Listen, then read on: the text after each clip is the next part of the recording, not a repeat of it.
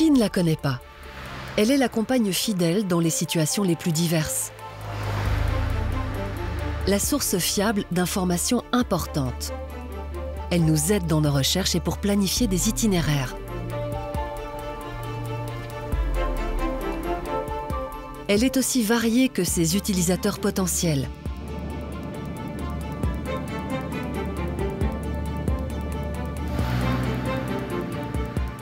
Elle est souple, polyvalente.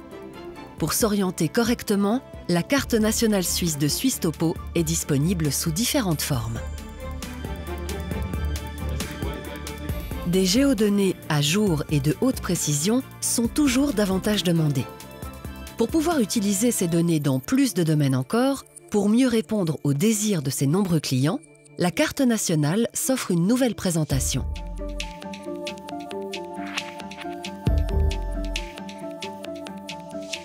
Chaque sommet, chaque route, chaque chemin et chaque maison reflètent la réalité du terrain. La nouvelle carte est plus facile à lire, plus intuitive que jamais. Commençons par jeter un œil sur cette nouvelle carte nationale et essayons de comprendre la somme de travail qui a mené aux nombreux détails reproduits. 400 collaborateurs travaillent à l'Office fédéral de topographie Suisse Topo à Wabern, près de Berne.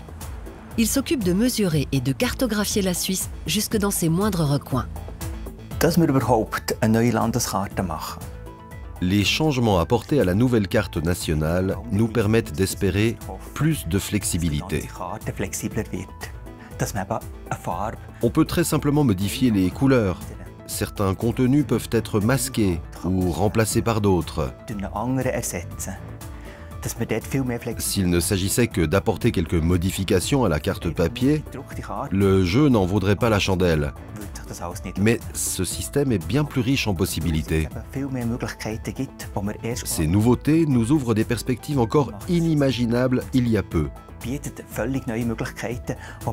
C'est à peine si nous osions en rêver, et maintenant, c'est une réalité.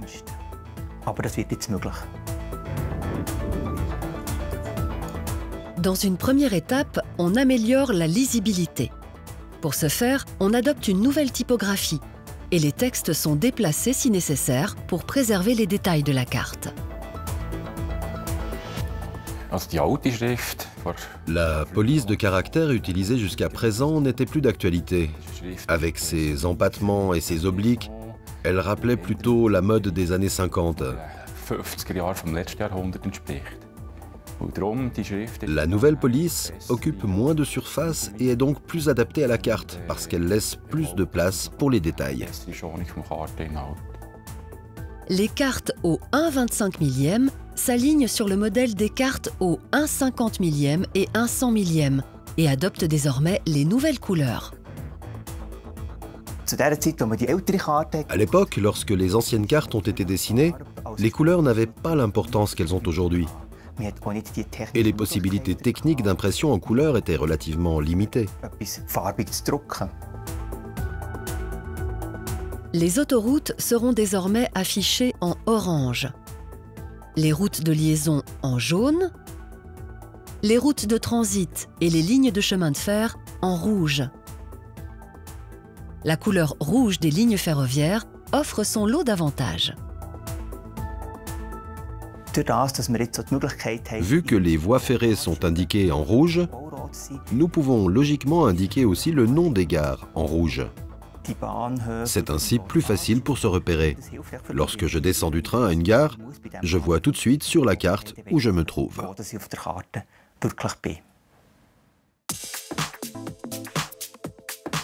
Dans le nouveau graphisme, les frontières ne sont plus en noir, mais en magenta. Les symboles changent également pour une meilleure lisibilité.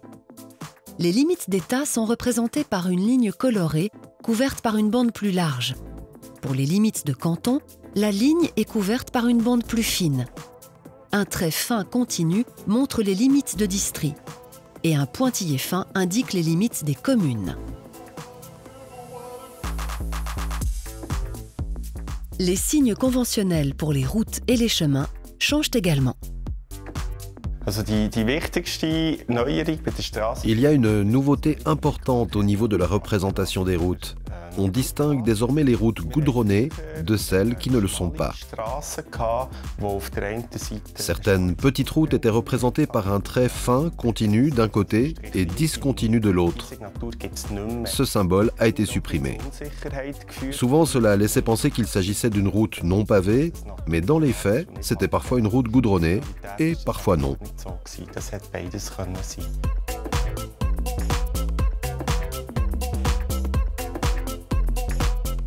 Avec les anciens symboles, il était difficile d'évaluer la nature exacte du terrain sur les chemins de montagne.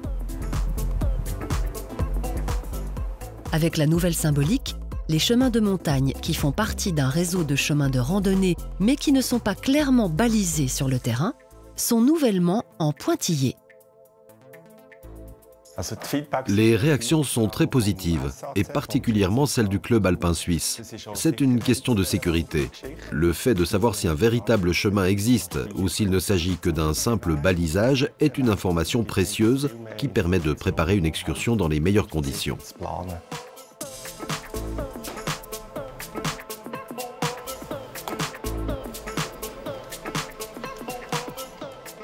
Avec les nouvelles technologies de mesure, les indications d'altitude sont devenues bien plus précises qu'avant. Dans les débuts de la géomatique, on relevait les altitudes directement sur le terrain. De nos jours, on travaille avec des photographies 3D et des prises de vue aériennes au laser qui nous fournissent des données extrêmement précises.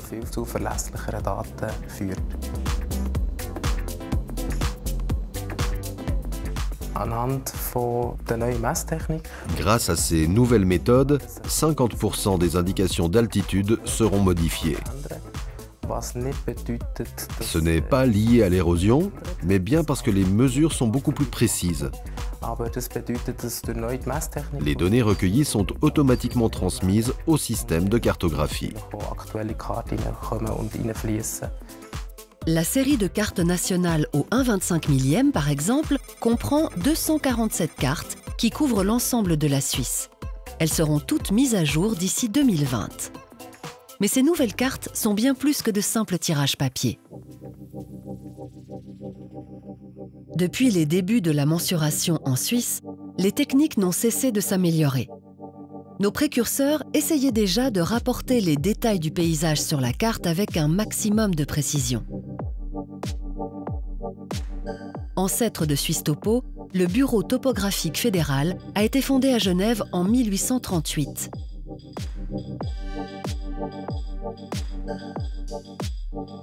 Et les premières mesures ont été effectuées dans les Alpes en 1839 déjà, avec des instruments de mesure qui nous semblent bien modestes aujourd'hui.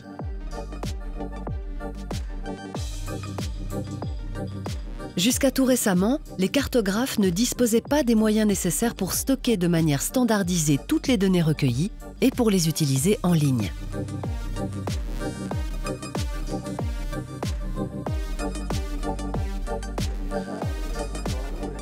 Ce qui était impensable dans les temps anciens est devenu réalité. Derrière la plus petite information d'une carte se dissimule une masse de données numériques qui peuvent être réutilisées utilement d'une multitude de façons.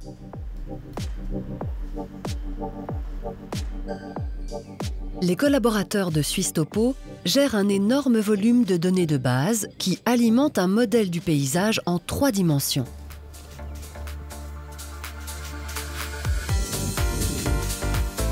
Chaque maison, chaque rue, chaque mesure, chaque nouveauté dans le paysage suisse est transférée et enregistrée au jour le jour sur la plateforme tridimensionnelle de Suisse Topo, le modèle topographique du paysage.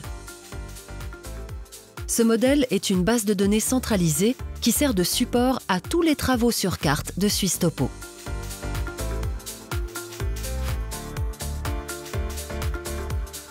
Dans ce modèle tridimensionnel, tout est saisi et traité sous forme d'objets que l'on nomme vecteurs.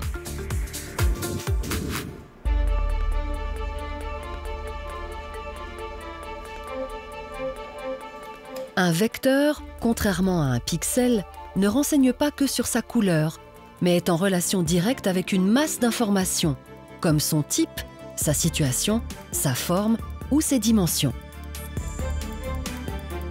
Nous voyons ici comment le tracé d'une route est saisi sous forme de vecteurs. Ces lignes qui se succèdent sur un tronçon sont combinées avec leurs attributs qui montrent par exemple que la route fait 3 mètres de large, qu'il s'agit d'une voie ferrée ou d'un cours d'eau.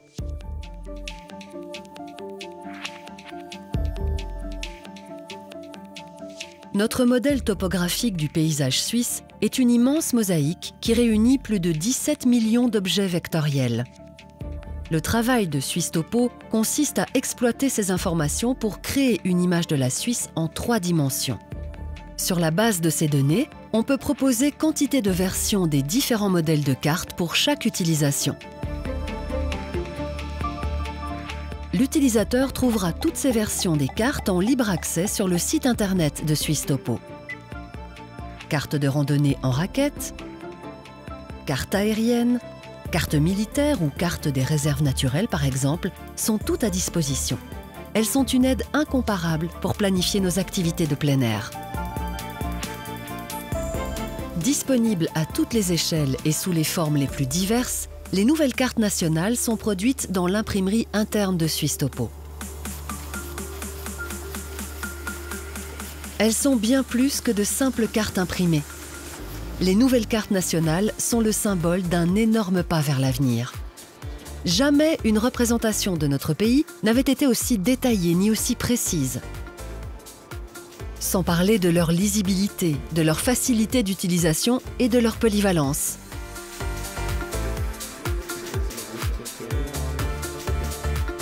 La nouvelle carte nationale de la Suisse.